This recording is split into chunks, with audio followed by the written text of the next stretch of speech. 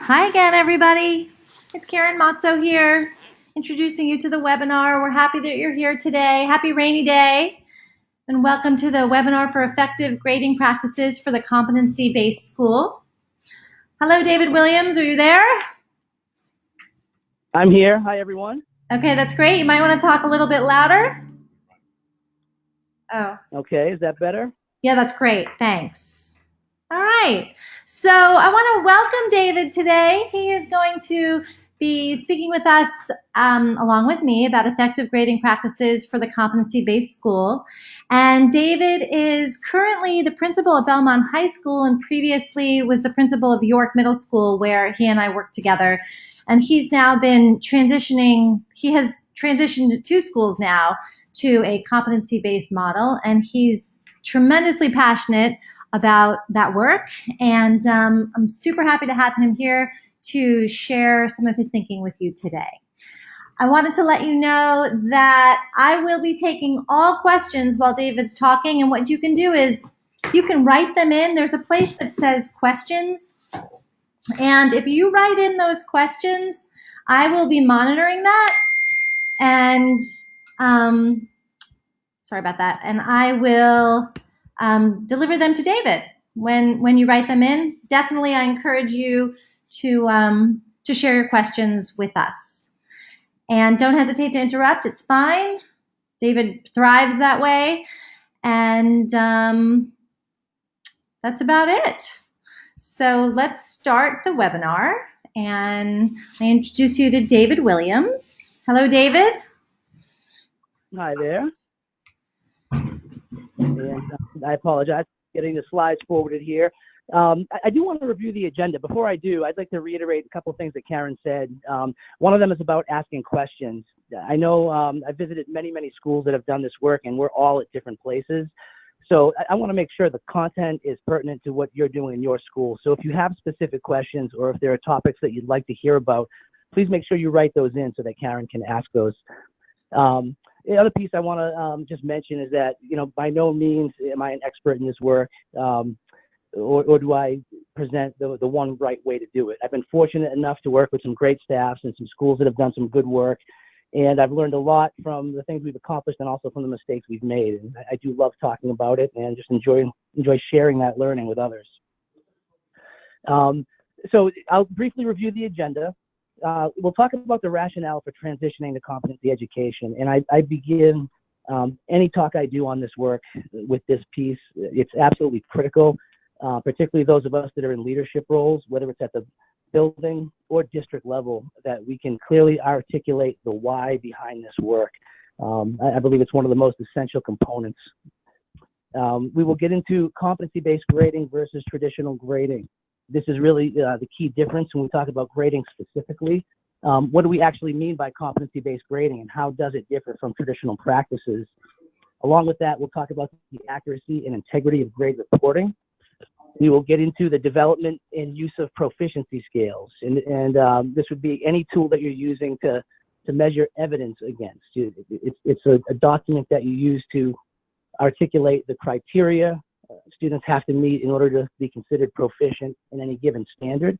And then finally, we'll talk about some of the common implementation concerns that most schools run into at some point. Things like handling deadlines, redos and retakes, and accurately measuring work habits. Now, we always encourage the use of learning targets, so I think it's important that we learn them here. This is what we hope that you get out of this webinar today.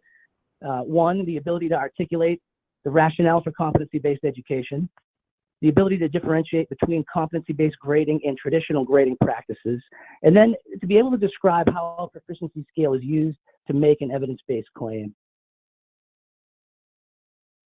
So the first learning target, articulating the rationale for competency-based education, understanding the why.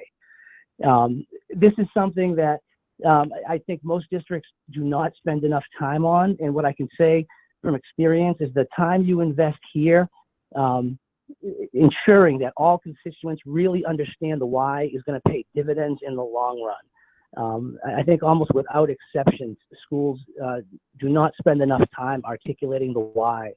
And for me, in the work that I've done, there are really two overarching goals that we look at. One is improving learning outcomes for all students. And then the second one, improving the accuracy and the integrity of our grading and reporting systems. And that's really what we're going to focus on today. It's critical that everyone, both at the building level, at the district level, and really in the community, understand why we're doing this work, because there is a lot of emotional energy, emotional baggage, attached specifically to the grading reporting side. That's where much of the confusion is. This is a slide that I've used a lot to talk about really the emphasis that most schools place in these two realms. This is definitely a simplification, but I think it's sometimes helpful to conceive of competency education as existing in these two realms: teaching and learning, and grading and reporting.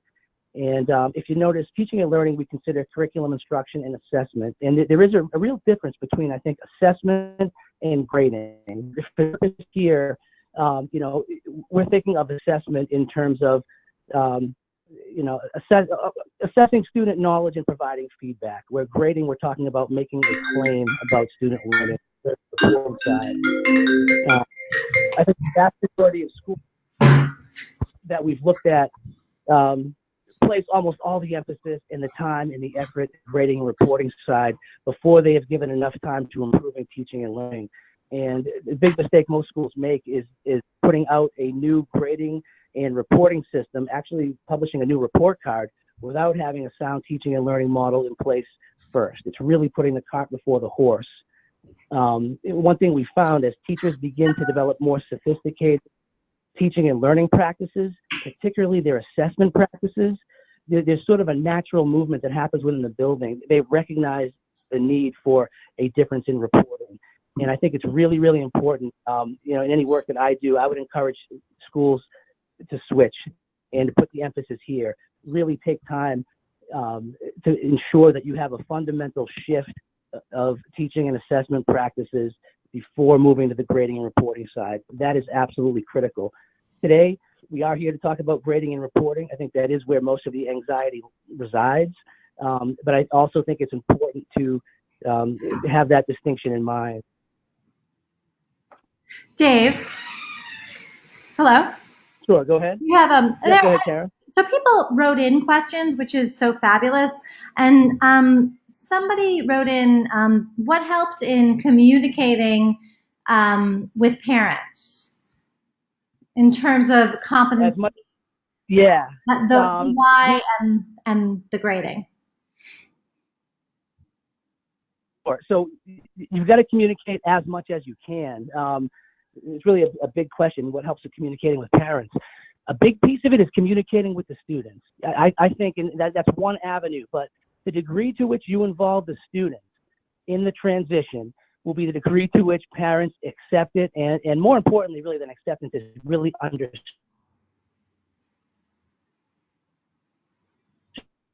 it. Something I'm at now at the high school level and prior at the middle level, any teachers ranging from the introduction of learning targets to actually making evidence-based claims in a proficiency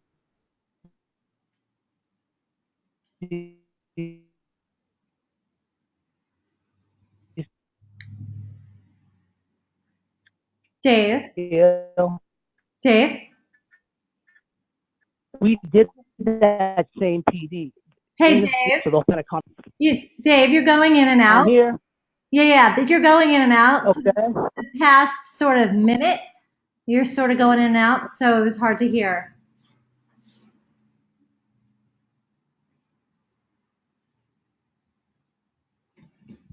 Not so good. Not so good. No. Somebody said that she can hear you fine, so that's good. Maybe it's just on my end. I would love it if those of you that are on the webinar can sort of indicate whether you can hear Dave speaking, just to see if it's a systemic thing from his end or whether everybody else can hear. If you guys could just write in, that would be great.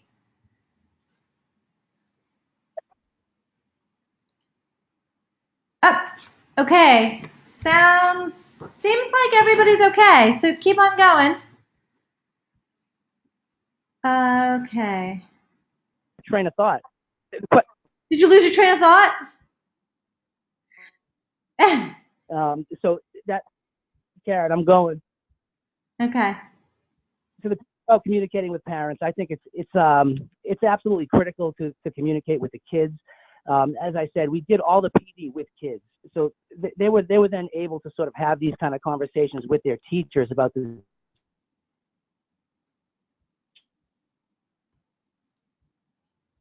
changes.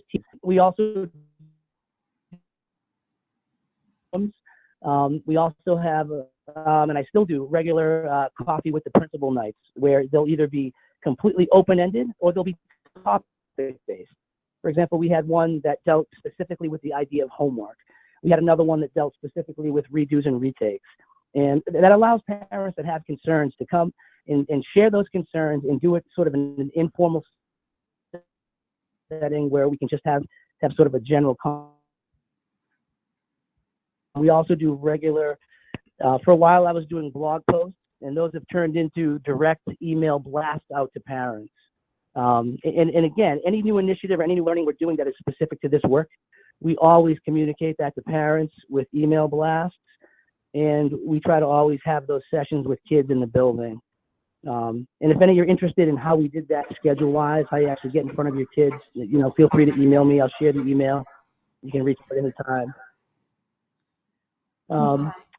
So I'm going to move now to the ability to differentiate between competency-based and traditional grading practices. There's really a single fundamental difference that we have to understand. A traditional system, grades are based on a mathematical aggregate. There's some mathematical algorithm the teacher uses to arrive at a grade, and usually that's on the 100-point scale. In a competency-based system, grades are criterion-based, which means that this is another place, we're going to spend some time on this, that I think many schools sort of overlook. We recognize that the competency-based system must be criterion-based, but oftentimes we don't take the time to really clearly identify that criteria for each of our standards. And that's another piece. I don't think any school ought to have a competency-based report card or transcript without having the criteria clearly established for each and every standard you're reporting out on. And again, investing in that time up front, that's another thing that will perhaps slow down the transition timeline, but it pays dividends in the long run. And people have a much greater understanding of the work. In a conversation I had earlier with Karen, she mentioned that one of the schools she was involved with, teachers were basically translating some score on the 100-point scale to a score on the 4-point scale. And that's really trying to compare apples and oranges. There is no accurate way to do that. Criterion-based system prevents that. There's clear criteria that's measurable and objective, and all claims about student learning are made against that criteria. That is the fundamental difference. When transitioning, I think it's helpful for schools to come up with some sort of statement. We have an entire assessment philosophy that we publish. This is a small piece of it. Like you see, grades at Belmont High School are not mathematically calculated. They're based on a body of evidence of student performance measured against clear criteria and the teacher's professional judgment. And that really is the central difference between a competency-based system and a traditional system. That a competency-based system is evidence-based, it's criteria-based.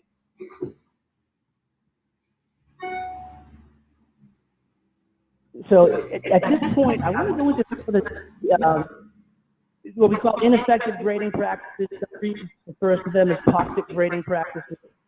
Really, if any reporting practice that jeopardizes the integrity of a student's grade, this really is connected to the overarching why. And I want to come back to that for a minute, particularly for building level or district level leaders.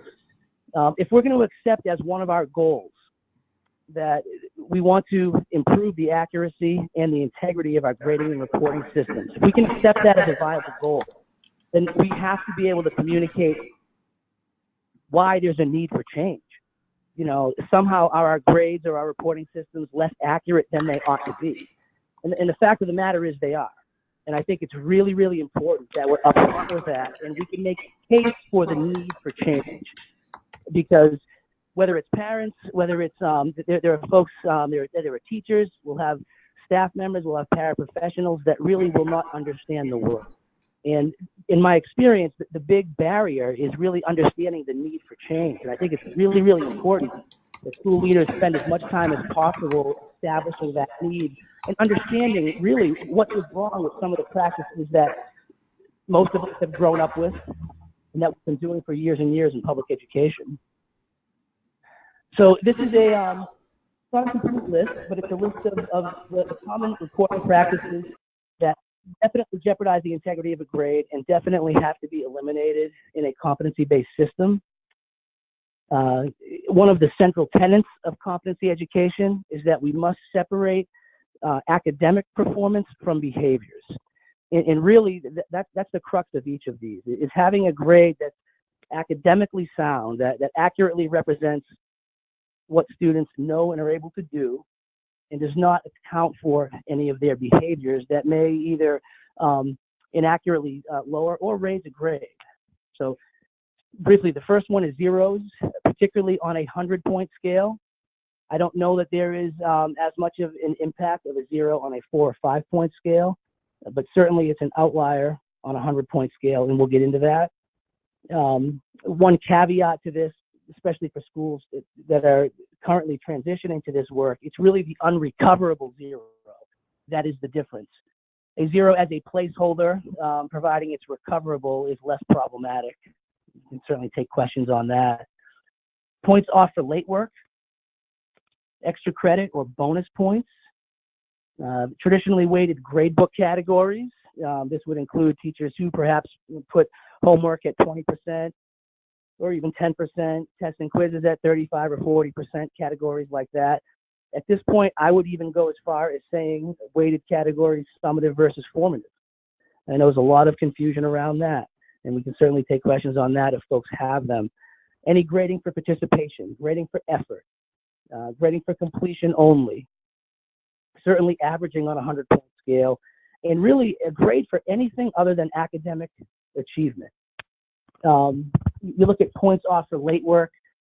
You know, when you, as a school, when you no longer allow teachers really to take points off for late work, all kinds of questions pop up for things like, well, how do we manage deadlines? And now, you know, the idea of letting kids redo and retake assignments. And we'll certainly get into those kind of things in greater detail. It's one of the things that teachers struggle with the most. Before we do that, I think it's important to really understand how many of these practices actually impact students and student learning. And one thing I will share, and I would encourage administrators to use these same ideas with your staff. In my own teaching, I was very traditional in nature, and I always took points off for late work. When the assignment was due, if it was 1 day late, it was 10 points off. 2 days late, 20 points off. 3 days, 30, so on and so forth. And in my mind, I felt that it was important to teach work ethic, to teach responsibility, to hold kids accountable to deadlines. And if they didn't meet a deadline, there was a consequence. And in my mind, in my class, that natural consequence was 10 points off for being late. But the problem with that is if a teacher takes off points for late work, they're essentially knowingly and willingly falsifying a student's academic record. So if a student turns in work and they had a particular level of performance, and as a teacher you recognize that they're at that level, and you give them credit for something less than that because the assignment was late, then you are intentionally falsifying the student's grade report. And we have to have both a pedagogical concern and an ethical concern with that. And that's a really, really important piece to bring to light. The notion that our grades must be accurate, and we have a responsibility to accurately report what our students have and have not learned. And if we factor in behaviors, it becomes less accurate, particularly in that case. That's a glaringly obvious one. Students who habitually miss deadlines, habitually do not turn work in on time, those are behaviors that I think must be directly taught and must be corrected. So students should still be held accountable. There still should be consequences when they don't meet deadlines. It's just that those consequences must be behavioral consequences, because a student not turning in work is a behavior. It tells us nothing about what they have and have not learned. And I think that's a key point with this work. Dave, do you Go ahead. guys, hello? There's a question here I'm here. Just go ahead. about reporting behavior or habits of work on transcripts. Do you do that? How do you do that? How do you collect, if you're separating out the habits of work, how do you collect that information and how is it reported and shared with kids? Sure. Yep, I can get into this in a little bit more detail later as well. So we do report out on habits of work. Last year was our first year with it. It is on our report card, and habits of work will also be on our transcript beginning next year. And that will be an aggregate, very similar to grade point average. They will essentially have two grade point averages on their transcript, one for academics and one for habits of work. The way we do habits of work, teachers enter one habit of work score. I'm sorry. I'm actually going to back out of this and show you our report card and transcript draft for next year. Make it easier. So this is the report card that we'll be going with for next year. It may differ a little bit in terms of just the look, but the content, this is going to be the content. So you notice that for each course, a student will receive an academic grade somewhere on a 4.0 scale, and they will always also receive a habits of work score. And again, this is the second year we're doing habits of work. Teachers are required to enter a habit of work score in their grade book at a minimum of once per week. That will give us about 18 data points throughout the course of the semester, and that is enough to establish a trend. Now, habits of work we treat a little bit differently than we do with academics. With our habits of work scores, we actually average them because we do want to see that trend. They are graded currently this year only on a 3-point scale. And this was something that came out of a compromise at one of the many staff meetings we had around this. Teachers struggled a lot with how students could exceed habits of work. Next year, we are transitioning. We will have a 4.0 scale for the habits of work. And the reason for that, we wanted to prevent any potential confusion with colleges and universities interpreting our transcript. We wanted to make sure habits of work scores were on the same scale as our academic scores. So that is one thing we are changing for next year when this rolls up to the transcript. We measure habits of work in 3 general areas. So it's the ability to meet deadlines, it's the ability to arrive to class prepared and on time, and it's students' ability to remain respectfully and mindfully engaged in class. That's the subjective one. The other 2 are very objective, which is important. We steered away from detailed school-wide rubrics on how to measure these, which is an important piece. It differs from what a lot of other schools do. In many of the schools that I've studied, they often have really robust and complex rubrics for habits of work. They have many indicators on them. I think more than 3 is problematic because it becomes inauthentic and it becomes very, very difficult for teachers to measure in a real and meaningful way. And because if the teachers don't feel like it's a meaningful part of what they do, the kids will never believe in it. And it will never have as much teeth as we want it to have, particularly in the area of consequences for not turning in work and things like that. So what we do is we have those 3 general categories with a broad description that we publish, and then teachers are required to, in their syllabi, to describe how they're going to measure those 3 things in their courses. And I think that's important, too, to give teachers some autonomy with this, providing that they're entering minimum once a week. And some do with every assignment they collect. So that once a week is a minimum.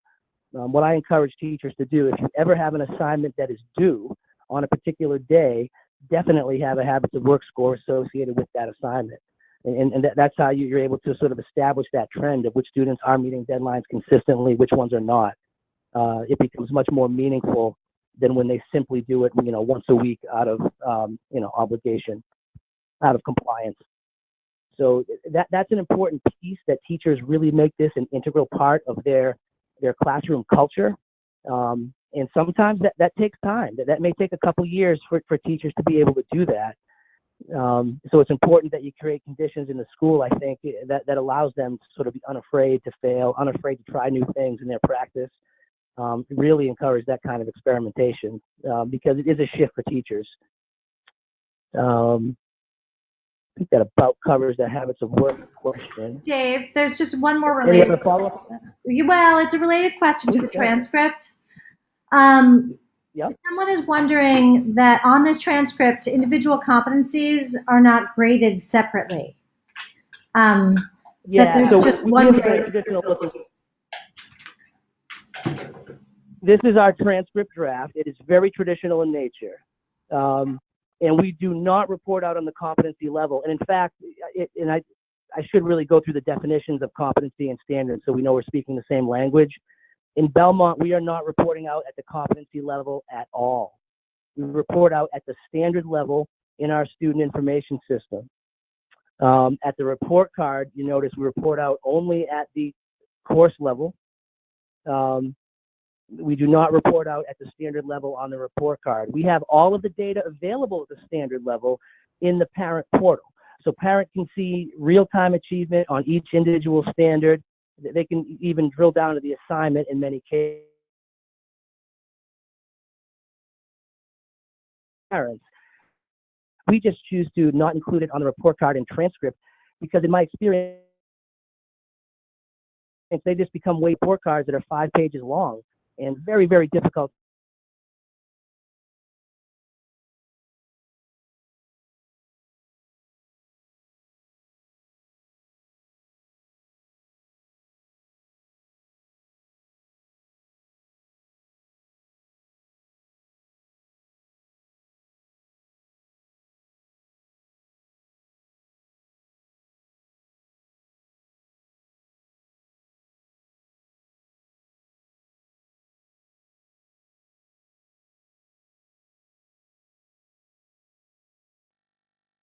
So instead of class rank, we're going to go to this Latin honors system here.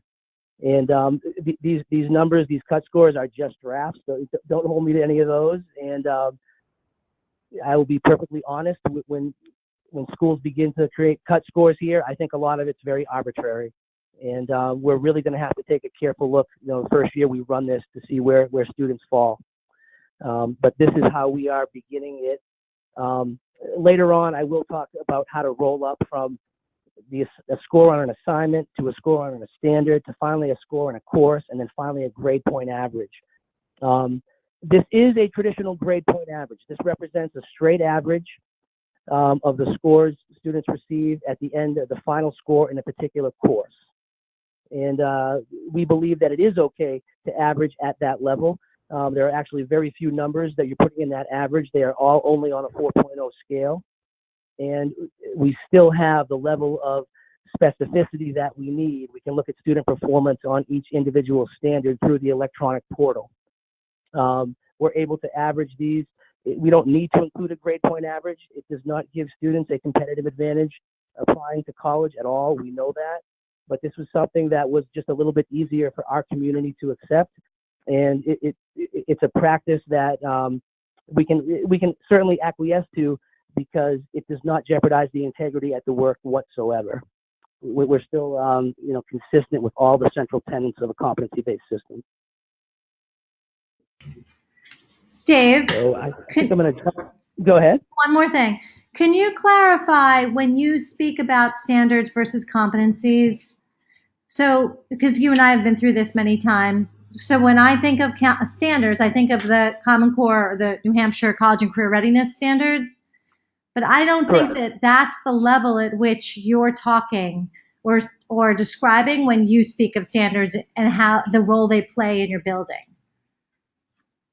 Yeah, exactly. So our standards are derived from the Common Core, from the Next Gen Science standards. They are not word for word. We have done, I think, what a lot of schools would consider identifying power standards. And we've done that by sort of combining some standards, removing some, really honing in on the essential content and skill that we want kids to attain in each of our courses. So how many courses how many standards at a course level? We try to keep it around 10. We may have 8, we may have 12. There are some that may have 16. There are particular content areas that we're working really hard with teachers to pare them down, to write them a little bit differently. Okay. General definitions I'll put up, I have here. So for us, as I said, we're not reporting out at a competency level. What I have found is that they're just too broad. And every example of a competency that I've read, it seems it'd be very difficult to measure that objectively. And so we consider our competency categories, general overarching categories under which our standards are organized. So here are some examples. These are very broad. Reading, literature, numbers and operations, forces in motion. These are broad categories that we would never try to quantify. They simply allow us to organize our standards. The reason why we stuck with standards is because it's common vernacular. If you've been in education, you know that standards have been around for a long, long time. Parents are used to that terminology.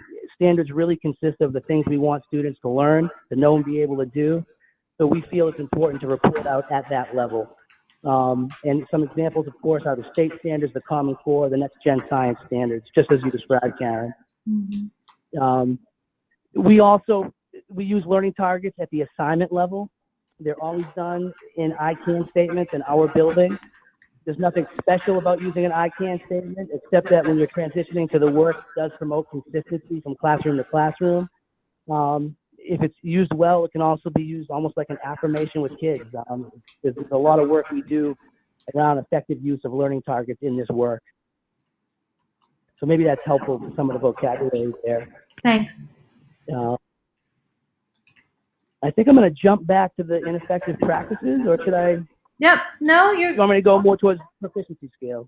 Well, I think it's important to talk a little bit more about the ineffective practices, because I think a lot of I actually like the way that you talk about that, and I think it's important. Sure. So I'll show the slide here just to illustrate the negative influence that a 0 or an unrecoverable 0 has on the 100-point scale. This is the traditional scale that we have at Belmont High School that we're moving away from. So this is the one that we have been using. And if you look at it, what's really interesting, there are essentially 7 indicators that would indicate the level of achievement for a student. So if they're an A student, they're going to be somewhere between 93 and 100. If they're a B student, 92 to 85. But if you look at the F with a 0, there is essentially 69 or 70 discrete levels of failure. It just does not make sense. The 0 there has such, if you think of it purely mathematically, it has such a downward influence on the data set that we would never accept an outlier like an A to have a similar upward influence. We have to be just as concerned about a 0 having this kind of negative influence on a data set. It really renders it inaccurate. This next one right here is worth taking a few minutes to study. This is an actual grade book from a school I worked at prior. These were the actual grades the student earned on the assignment.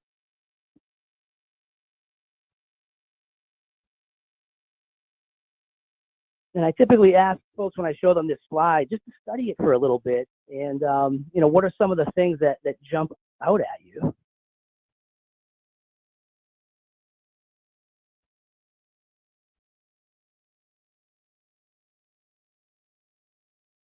Some of the common things that come up, common questions I ask, based on these numbers and based on student performance, do we feel that this grade, this F, is an accurate representation of what this particular student learned?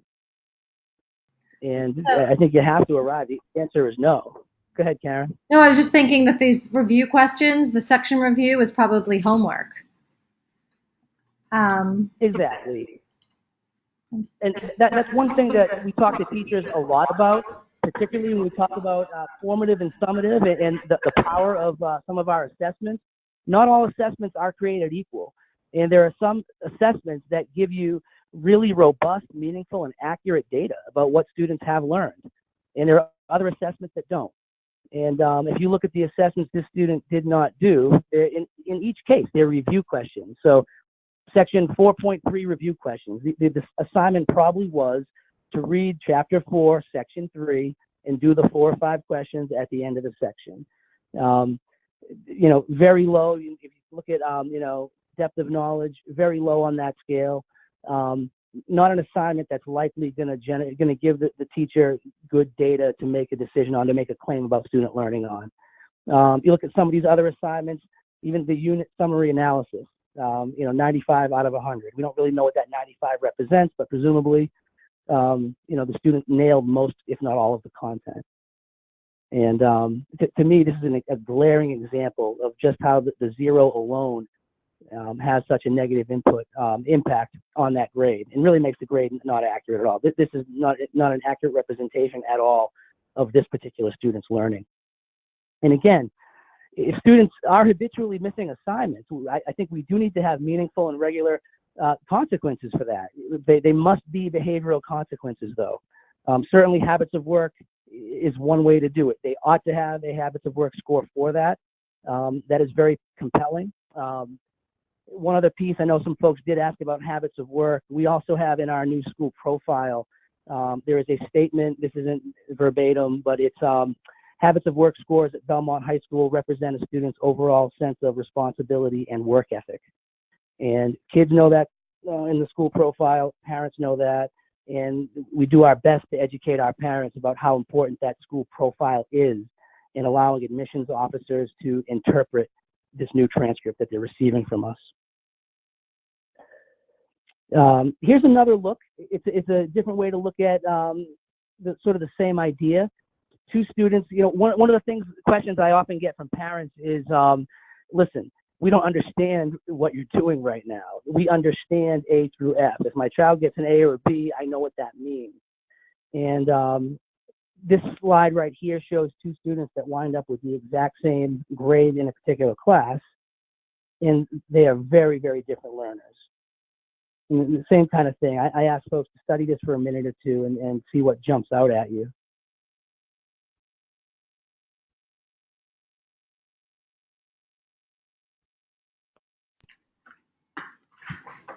So obviously, Clara is not a good test taker. Yeah, there are a lot of things. I mean, we don't really know what is actually happening with these kids. It's very likely, if you look at Clara, she is a kid that is good at school. She's a kid that probably has a supportive family at home, was read to when she was a kid, has a quiet place to do homework every night, and gets support from her parents on her homework and her work.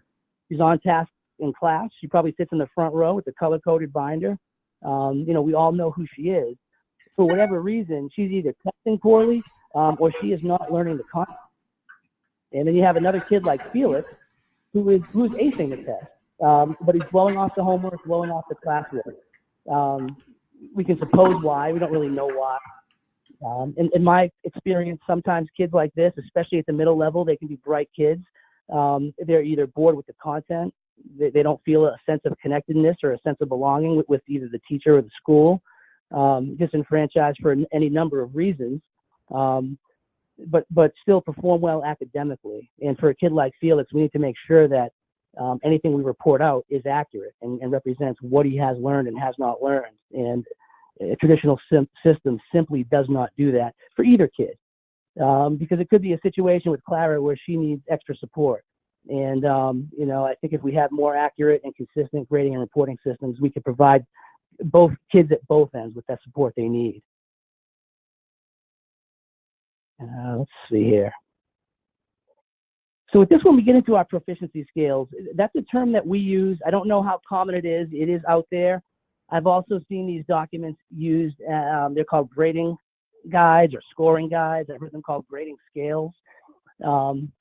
Definitions again. This is an example of one of ours that was written last year. And I know there's a lot of words on the page. The teacher colored it very nicely. A couple things I'll point out. We have the competency up top, structure and function, a broad general category. Then we have the standard listed. I will tell you, I'm not crazy about how this teacher wrote the standard. They do sort of write them themselves as a department. As I said, these were derived from next gen standards. I've seen actually this exact standard written a little bit differently. However, the point about these is one thing you'll notice, sometimes they're confused with rubrics. We have no numbers on our proficiency scales, although they are aligned to a 4-point scale. Where you see advanced in pink would equate to a 4, proficient in blue would be a 3, and then progressing would be a 2. A couple other things that you will notice, that the descriptors at both the advanced and the progressing level are both intentionally vague. Now, this is there are a couple of reasons behind this. This is intentional. It really makes a huge difference when you're writing these. So these were all written by teachers. They weren't gathered from any other source. They were actually written by our teachers for every standard and every course. There is tremendous value in that. There is a bit of intellectual rigor that is involved with the teacher dissecting a standard, rewriting it in student-friendly language, and then coming up with the essential criteria. You notice we have two columns here. Student is proficient, knows, and is able to. So we have essentially content on the left and performance on the right. If you look at the bullets, they should get more progressively complex. And as I said, I'm not crazy about the way they wrote the standard, but we do vet these in professional learning groups. We don't call them that. We call it PWT, professional work time. That's what we call it, but we do vet these on a regular basis. So teachers or small groups of teachers write these, and then they are vetted with the staff, and they are ever-changing, ever-evolving documents. This is a critical piece of this work. I mentioned earlier, if you're going to really have an authentic criterion-based system, you must have the criteria established for the standard you're reporting on. In my opinion, it has to be done first. And when it does this, then and you're really measuring student performance against this criteria, there really is very little subjectivity left. If a student reaches a score of 3, it means that they have achieved each one of those bullets. If they are unable to perform any of those bullets, they would be a 2, and they would fall in that progressing category. I found that if you present a document like this that looks like a rubric to teachers, then teachers will begin to treat it like a rubric. They will begin to even attempt to assess particular assignments with it. And the standards are simply too broad. There are very few, if any, standards at the middle or high school level that one would be able to assess with a single assignment. So it's really important to understand that these are meant to measure a body of work over time, not a single individual assignment. Go to the next slide here. See if I can zoom in on this one.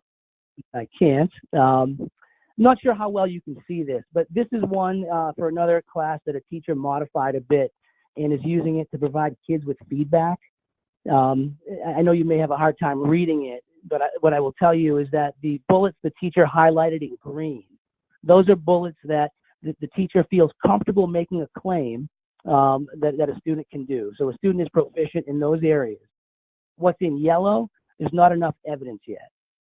And I won't read it word for word, but what I love the teacher's feedback here. He communicates to the student that the only reason he knows where the student is because of the verbal interactions they've had in class. And that's another great wrinkle to competency education. A teacher has evidence based on a conversation. They often do include that evidence.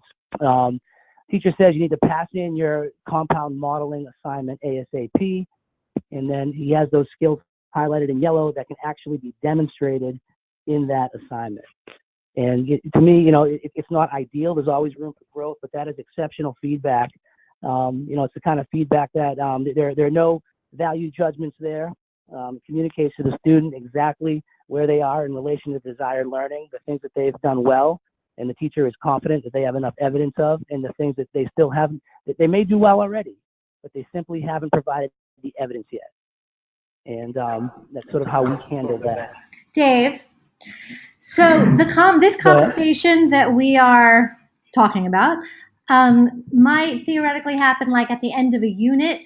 Is that sort of the timing? Like a student has sort of demonstrated over a period of weeks and had several different assignments, and this piece of paper would be used potentially with a student toward the end of the unit, yes, to give that student feedback about where they are. so that the student might be able to Definitely. do further work? Yeah, so it's definitely done. It doesn't necessarily have to be done at the end. It certainly wouldn't be a culminating activity because there's got to be time for students to revise or students to provide any evidence they haven't provided yet. I've seen teachers modify these documents in a variety of ways. Some are used for student self-assessment, which is a great way to have students actually reflect on each of these bullets. If you can find, and that's so powerful. If students can articulate where they are in relation to desired learning, you're going to see achievement results go through the roof. It's one of the most powerful things you can do.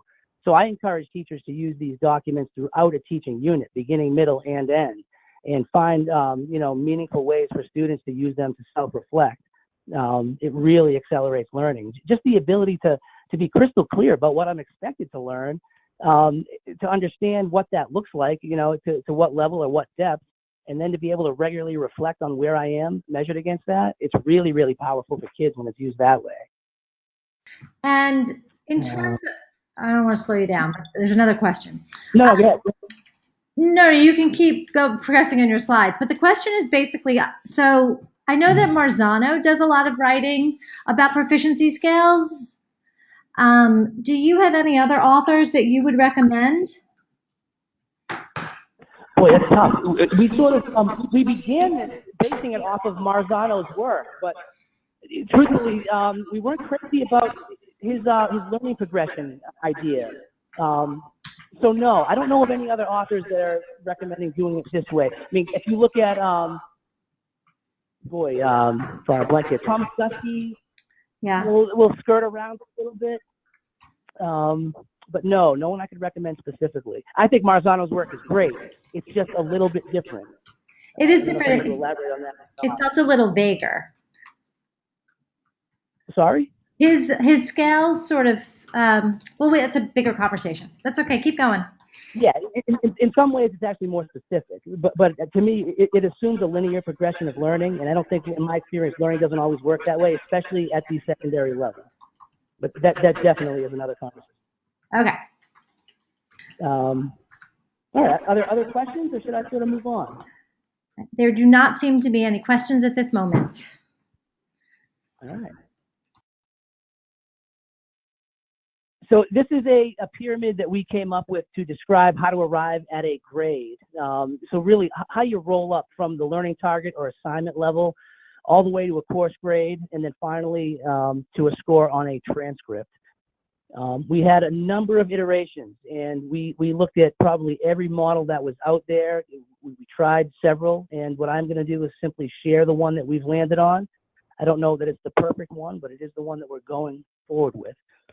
You notice on the left side of the screen, there are images of grains of rice.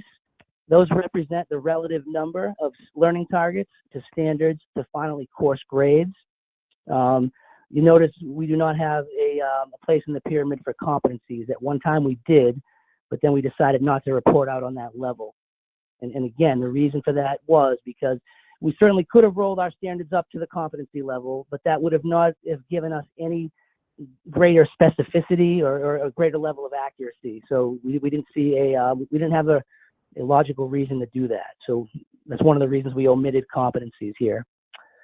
So at the learning target level, that consists of all the teachers' assessments, both formative assessments and summative assessments. And again, in our work now, we really, yes, some of the work is formative, some of it's summative, but to me, it's almost all formative. If you truly move into a criterion-based system, then all you're doing is gathering evidence of student learning and you're measuring it against the criteria. In a sense, it's always formative. The way that I sort of teach or coach formative versus summative in terms of assessments is really in the feedback. An assessment is only formative. It's only considered formative if there is feedback that is actionable. And that actionable is the key piece. There is feedback that is used by both sides of the classroom, by the student and the teacher. Here's where you are in terms of your learning against this particular learning target or learning targets. It's always at the learning target level, never at the standard level. And here are some things that you still need to work on, perhaps. And then there's some action taken by either the teacher, the student, or both. That's what makes it formative. It actually informs instruction. Summative is simply a judgment at a given moment of time. It's where you are in relation to this desired learning today, right now at this moment in time, absent of meaningful, actionable feedback, if that makes sense. That's how we like to make a distinction between the two of those, and it does make sense. A lot of times when you begin this work, even teachers that are really good at it, well, when you ask them to describe formative and summative in their classrooms, they will tell you, well, my homework is formative because I don't count it. And the truth is, if you're collecting homework, whether you're counting it or not, if you're not giving actionable feedback on that homework, then that's summative too. If you're putting a score on it, whether it's on a 4-point scale or a 100-point scale, and you're entering that score somewhere, you've just made a summative claim about student learning versus some learning target. And that's a real important piece to understand. It's really only formative if there's feedback that's actionable. So now we have all of our assessments and we're gathering data. That becomes our body of evidence. We always encourage teachers to use rubrics to measure that against. So rubrics would describe performance at the learning target level, whereas proficiency scales describe performance at the standard level, and that is an important distinction. Based on all that evidence, teachers then make a claim using the proficiency scale similar to what we shared. That claim is somewhere on a 4.0 scale. Also about making a claim, that is something that the teacher does when they're ready, when the teacher feels as though they have enough evidence to make that claim. And we talk a lot about how do you differentiate in this world. Well, there are often times where teachers are able to make a claim that a student is proficient in a standard early on. And in that case, it's important for us to either help them to go beyond proficient to the 4 level, or even perhaps introduce additional standards. That's an important piece. Really, that's as high as need to go in the reporting.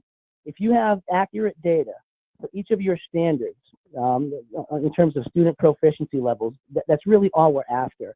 Many elementary schools stop right here. Many middle schools stop right there. Even high schools do it at times.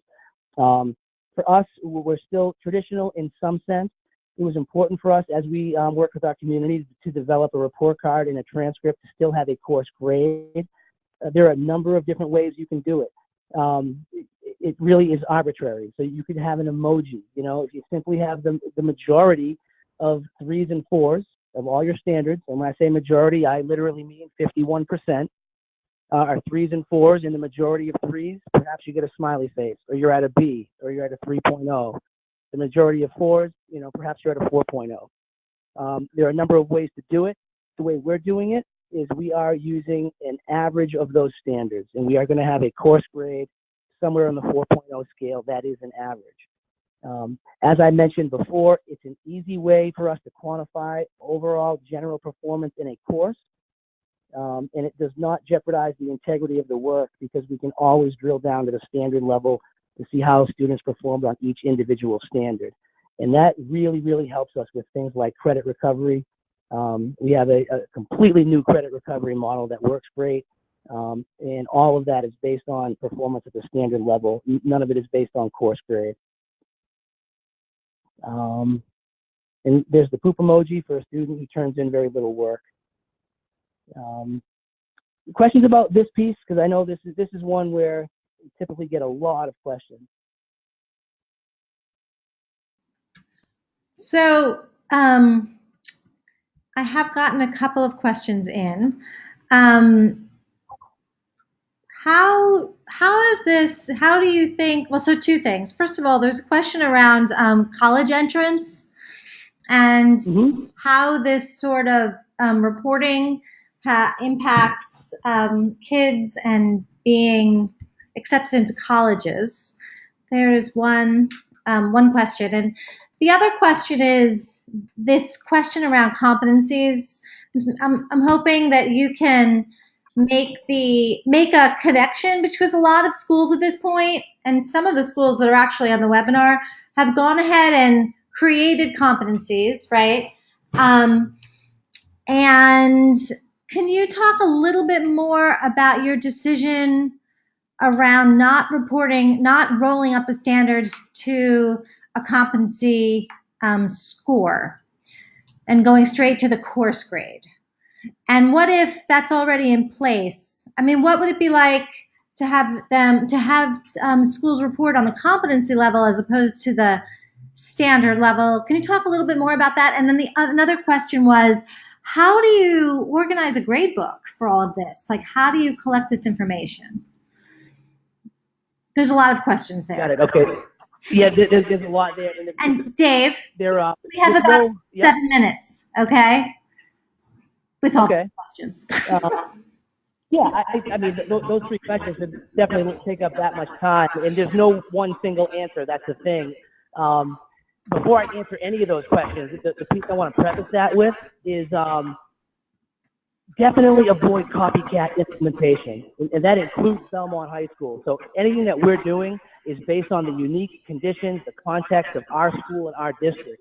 That includes potential issues with the collective bargaining agreement. That includes community values. It definitely includes teacher attitude and aptitude for the work. It's critical that you understand all these components before arriving at any of these decisions. A lot of times what schools do is they see models that either work elsewhere or even seem to work elsewhere, and then they implement them based on that. So I want to preface all of these answers with that. This is just what we've decided to do because it works for us. It doesn't mean it's the right thing for every school. So the first one with competencies, the big reason for not going with it is that I've yet to hear a convincing argument for going with it. Again, that doesn't provide another level of specificity, and it doesn't provide any additional accuracy whatsoever. In fact, it can get really confusing.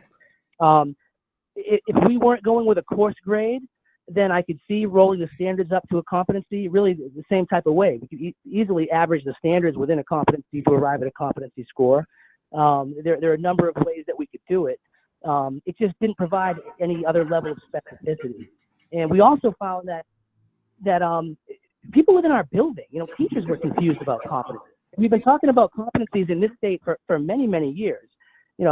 I remember them being on a binder and a shelf when I was an assistant principal, and no one ever looked at them at the time we first started writing competencies for schools. And in my experience, they've just been very subjective. And if you did have competencies, that you'd have to have clear criteria for those competencies, and it just didn't seem to fit in a true criterion-based system. I understand why schools do it, I think. I'm not sure what the value would be, particularly at a high school that's keeping a course grade. Now, at the middle level, I could actually see there being value in having competencies or something like competencies just to make the report card a little bit easier to handle, right? So in that case, instead of having all of the standards for each course listed, like many middle schools do, they could simply have maybe 4, 5, 6 competencies for each course and report out that way. That's an alternative way to do it. And it all depends on how you write your competencies and your standards. And many of them that both you and I have looked at, Karen, schools, they're using competencies, but their competencies are written very similar to what standards are written in my school. There are many schools that use the term performance indicator instead of standard. So that's part of the problem with this work. In education, we have all this terminology, and very rarely is the terminology used consistently from district to district, or even from school to school in the same district. So one thing I would encourage, it doesn't matter what vernacular you're going to use, just make sure you have clear definitions of what those are, and everybody in the school community understands exactly what you mean when you refer to a competency versus a standard and so on. As long as that's clearly defined within the school and the school community, then the language you use doesn't really matter, if that makes sense. No, I agree with that. Go on. Let's see. I do want to address the college entry thing real quick because we get it a lot, and I will be brief with this one. Colleges do not even blink with a competency-based transcript, and especially your top-tier schools. They see every manner of transcript. They get traditional transcripts, with a weighted GPA, with an unweighted GPA, with no weight, with 4-point scales, 5-point scales. Many of us know traditional international baccalaureate schools have an 8-point scale they use. And they accept students from all over the world. The key piece in this work is making sure that high schools rewrite their school profile, because the school profile acts almost literally like a key that an admissions officer will use to interpret this wide variety of transcripts they receive from all of these schools. Typically, they have their own template. So they use the school profile to understand the transcript that they then enter into their own template. And we've consulted with admissions officers at a number of schools, including UNH. I have a great letter from an admissions officer at Harvard that I share oftentimes with parents. I've shared it in blog posts to sort of alleviate some of that concern. That really is a non-factor. There are some minor concerns with local scholarships.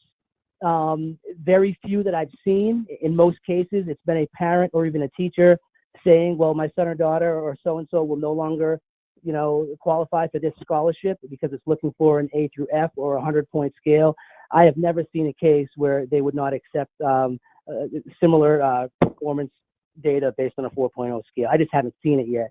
I'm not saying it doesn't exist, but in each case that I've looked at, we've been fine. What was the third question, Karen?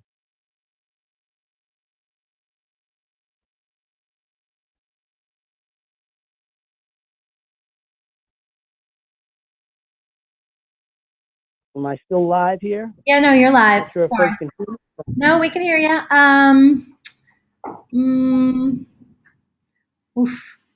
I can't find it. There was just a small question about merit money and how merit money is based on GPA and sort of the reinterpretation of that by colleges is happening, and it is a real concern. And when your kids go to a proficiency based or a competency based school, you do come up against that a little bit when they are graduating and applying to schools. So, but merit money is also largely dependent on SAT scores. So I wanted to point that out. Correct. Yeah. Yep.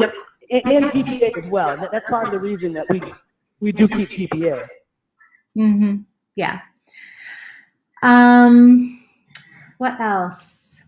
I think that probably we need to end the webinar, but I am going to encourage any of you to reach out to me and or David, do you have a slide? There you are. So reach out to David. Yep. With any other questions. Email's up there. His email's right there, dwilliams@sau80.org. You can also feel free to reach out to me when you have all of you on the webinar have my email. David and I presented together a couple times around this, and we have also gathered resources from lots of different schools that have different models. So we're happy to share any of that with you. Dave talked about his model today, and it's working really well for Belmont. There's lots of different ways that schools are doing this work. So